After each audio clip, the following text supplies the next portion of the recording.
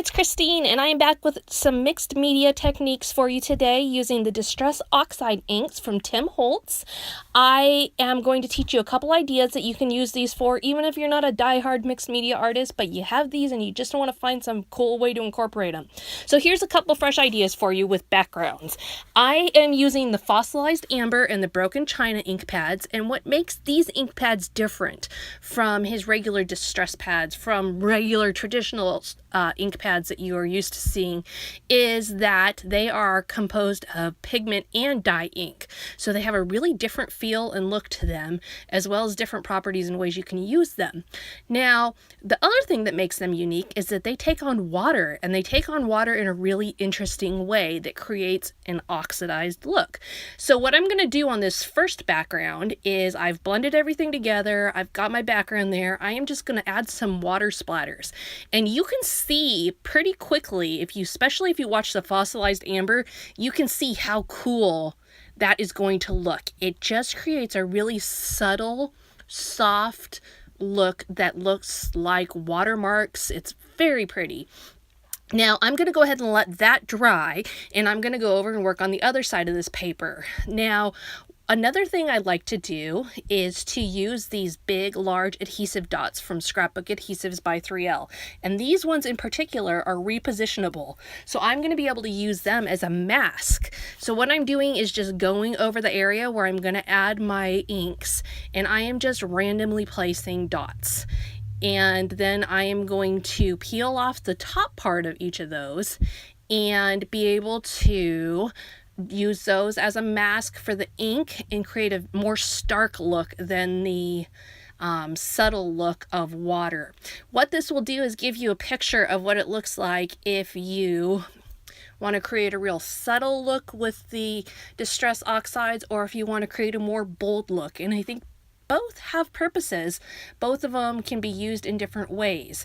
So I am going over those adhesive dots right now with my Distress Oxide. This is a little bit different. It's not exactly the same feel. It's a little more challenging to blend because of the adhesive dots, but it still works, and it's something you definitely want to practice. I mean, no matter what, when you're adding ink, don't try it out on a layout or on a card for the first time. Practice first, because there's definitely a learning curve to a lot of mixed media. But that's also kind of the fun thing, is to be able to just sit down and play like I'm doing here. So you can see I've created a whole background now, and I am just going to go ahead and pull up each of those adhesive dots, and look how easy that comes up. Super, super easy, because they're repositionable. They are meant to be used in this way. Now, you can see already what a stark contrast this makes. Those dots are obvious. They are white, white, white, and there's nothing subtle about it. That's okay. That is, sometimes you want a really stark, contrasting background. Sometimes you don't. So depending on what look you're going for, either of these can be useful. And I'll show you in a little bit how I took these and used them, and how they just both looks totally work. So there they are up close. You can see a vast difference. Both of them were put on the paper with the sponge, just sponge to the ink and blended. Now I'm going to punch out some hearts using these and just show you how interesting they look. Now first up is the ones with just the water splatters. And these ones, I'm going to show you the broken china ones because I think it really shows well on the camera. But look how pretty those are. They look like they've got little bubbles floating on them, or little watermarks. Now, the second one I want to show you is the ones that I use the dots on. And this one is much more clean. It's a cleaner look, I think. I think that's the right word for it.